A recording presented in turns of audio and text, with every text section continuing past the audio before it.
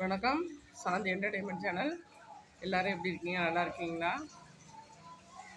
இன்றைக்கி வீடியோக்குள்ளே என்ன பார்க்க போகிறோன்னா, விருந்தும் மருந்தும் 3 வேளை.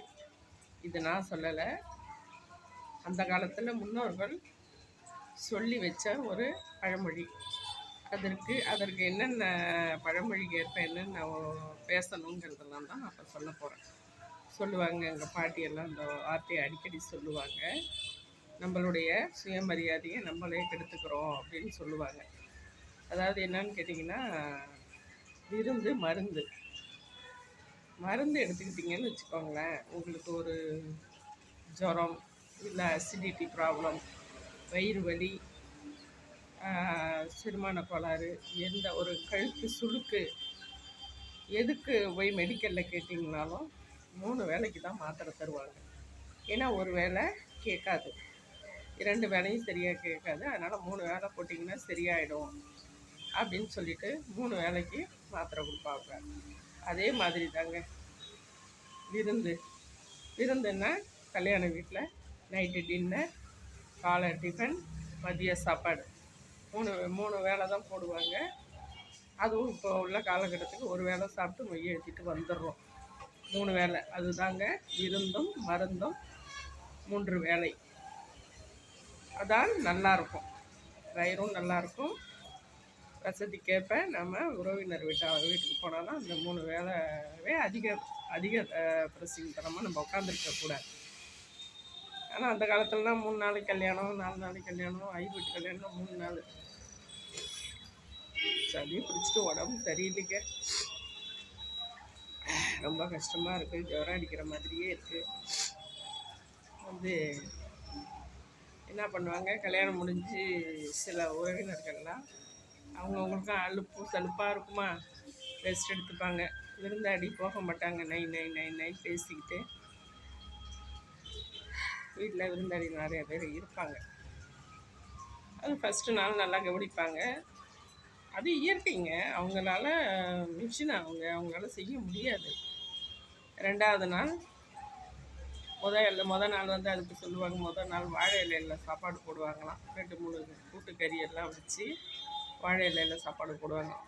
மறுநாள் தட்டில் ஒரு பொரியல், ஒரு சாம்பார் வச்சு போடுவாங்க. 3வது நாள் மீதி மிச்சம் இருக்கிறத சின்ன பிளேட்டில் வச்சு போடுவாங்களாம். அதனால தான் அதுக்கு சொல்லுவாங்க தையலை, கையலை, வாழை இலையில் ஃபஸ்ட்டு போட்டு அப்புறம் கையலை, அப்புறம் தையல் போட்ட இலையில் போடுவாங்க அப்படிம்பாங்க.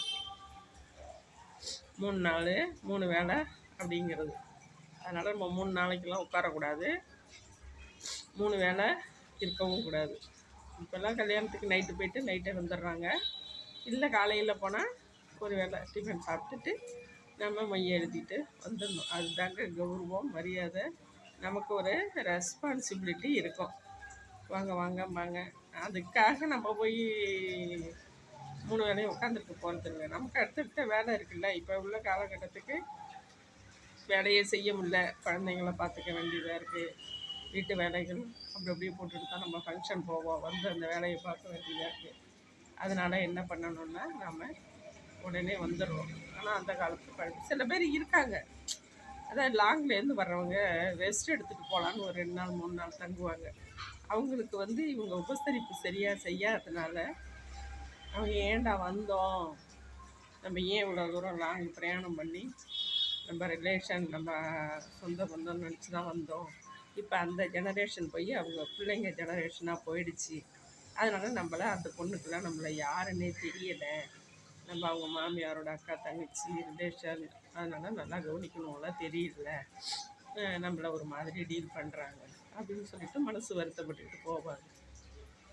அது நிறைய இடத்துல சகஜமாக நடந்துட்டு தான் இருக்குது, இப்பயும் நடக்குது. அதனால் நம்ம குடும்பமான அளவுக்கு இப்போல்லாம் எல்லாருமே 2 வீலர் 4 வீலர்னு நிறைய வீட்டுக்கு கார் வச்சுருக்காங்க. காரில் சௌரியமாக 4 மணி நேரத்தில் வந்துடுறாங்க. ஃபங்க்ஷன் அட்டன் பண்ணிவிட்டு 3 வேளை 2 வேளை சாப்பிட்டோமா கிளம்பிடுறாங்க. ஒரு சிலர் அக்கா தங்கச்சி வீடு, ரொம்ப நெருங்கின சொந்தம் முன்னாடி இருக்காங்க பாருங்கள், அவங்களுக்கெல்லாம் இந்த மாதிரி இன்சிடெண்ட்லாம் நடக்குது. இதெல்லாம் வந்து யோசித்து தான் அந்த காலத்தில் எல்லாத்துக்கும் பழமொழி வச்சுருக்காங்க. நிறைய சொல்லுவாங்க எங்கள் பாட்டிலாம் பழமொழி நிறைய சொல்லுவாங்க. அதாவது புடவை அவந்து போயிடுது, அது இறுக்கி கட்டிட்டா இன்னும் நிறைய வேலை செய்வேன் அப்படின்னு அதுக்கு ஒரு டைலாக் பேசுவாங்க. நிறைய பேசுவாங்க வயசானவங்கள்லாம். அனுபவசாலி, நிறைய தத்துவம், நிறைய பழமொழி, நிறைய உவமை, இதெல்லாம் ஒவ்வாமை எது, உடம்புக்கு எதுக்கு எது எது ஒவ்வாது, நிறைய பேசுவாங்க. புரியவே புரியாது சமயத்தில். என்ன பாட்டி சொல்கிறீங்க என்னன்னே புரியல அப்படிம்போம். உனக்கு இப்போ புரியாதுப்பா, நீ ஆளுக்கு கல்யாணம் ஆகிப்பா ஆட்டியா பாரு, அப்போ தான் உனக்கு எல்லாம் புரியும் அப்படின்னுவாங்க. அதை தான் இப்போ பேர பசங்க வந்தது இப்போ தான் நாமளும் கொஞ்சம் உணர வேண்டியதாக இருக்குது. புரியலை என்னப்பா, அதுங்க வந்து ரொம்ப சுட்டித்தனமாக இருக்குது. அதுங்க கேட்குற கேள்விக்கு நம்மளால் பதில் சொல்லவே முடியல. காலம் அப்படி போயிட்டுருக்கு. அதனால் நம்ம வந்து கௌரவத்தோடு நம்ம எங்கே போனாலுமே கௌரவத்தோடு இருக்கணும், சுயமரியாதையோடு இருக்கணும், நம்மளுடைய ப்ரெஸ்டேஜியை பாதுகாத்துக்கணும். எதையுமே இஷ்யூ ஆக்காமல் நம்ம வேலை உண்டு ஃபங்க்ஷனை முடிச்சோமான்னு கிளம்பிடணும். நம்ம 2 நாள் டேரா போட்டுட்டு அவங்களுக்கு சலுப்பு தட்டி போய் அடுத்த நடை வரலாமா வேண்டாமான்னு யோசிச்சுக்கிட்டு அதுமாரி முகசொலிப்போட அவங்களுக்கும் கவனிக்கலையே, நம்ம உடம்பு உபாதையால் அவங்கள கவனிக்க முடியேன்னு சங்கடமும் இருக்கக்கூடாது. நமக்கும் ஏண்டா 2 நாள் போய் தங்கணும், நம்மளை சரியாக உபசரிக்கலையோ சரியாக கவனிக்கலையோ, நேரத்துக்கு காப்பி கொடுக்கல, நேரத்தில் சாப்பாடு டிஃபன் கொடுக்கல அப்படின்லாம் ஒரு குறை மனசில் வர்ற மாதிரி நாமளும் நடந்துக்கக்கூடாது. அதனால் போனோமா வந்தோமா, இப்போல்லாம் என்னங்க வந்து படுத்தோமா காலைல எந்திரிக்கிறோமாங்கிறதே நிர்ணயம் கிடையாது. நிர்ணயம் இல்லாத உலகத்தில் வாழ்ந்துட்டுருக்கோம். அப்படி இருக்கும்போது சண்டை சச்சரவு கோபம் தாபம் கஷ்டம் யாருக்குமே இப்போ வேலை செய்ய முடியலைங்க. யாராலுமே சரி, அவங்க பிள்ளைங்க ஹஸ்பண்டு அவங்க ரவுண்டாக அவங்கக்குள்ளே பார்த்துக்கிறதுக்கு ஹஸ்பண்ட் பாதி வேலை செய்ய வேண்டியதாக இருக்குது. குழந்தைங்களுக்கு பாக்ஸில் எடுத்து வச்சு, அதை கூடையில் எடுத்து வச்சு, லஞ்ச் பாக்ஸ் எல்லாம் எடுத்து வச்சு, வாட்டர் பாட்டில் எடுத்து வச்சு, ஸ்நாக்ஸ் எடுத்து வச்சு, அவங்க வந்து பையன் மாட்டி அதுங்க யூனிஃபார்ம் போட்டுதா, தலை வாரினதை வாரணும், பின்னுறதை பின்னணும். இதெல்லாம் வந்து ஹஸ்பண்ட் ஒய்ஃப் 2 பேரும் சேர்ந்து செஞ்சால் தான் ஸ்கூலுக்கு கிளப்பி விட முடியும், ஆஃபீஸ் கிளப்பி விட முடியும். இன்னும் சில வீட்டில் வந்து லேடிஸும் ஜாப்புக்கு போகிறாங்கன்னா சமமாக தான் வேலை பார்க்கணும்.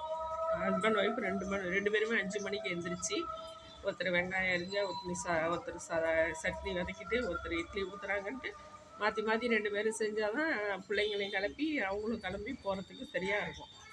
அந்தமாரி இருக்கும்போது நம்ம ஃபங்க்ஷன் அட்டன் பண்ணுறதே பெரிய கஷ்டம். அப்படி இருக்கும்போது நம்ம எங்கெங்கே அந்த மாதிரி உட்கார போகிறோம்? அதெல்லாம் அந்த காலத்தில் ஒத்துக்கிச்சு அது மாதிரி இருந்தாங்க. இருந்து ஏதாவது பிரச்சனை வருமோங்கிறதுக்காக அந்த தத்துவம்லாம் சொல்லி வச்சாங்க.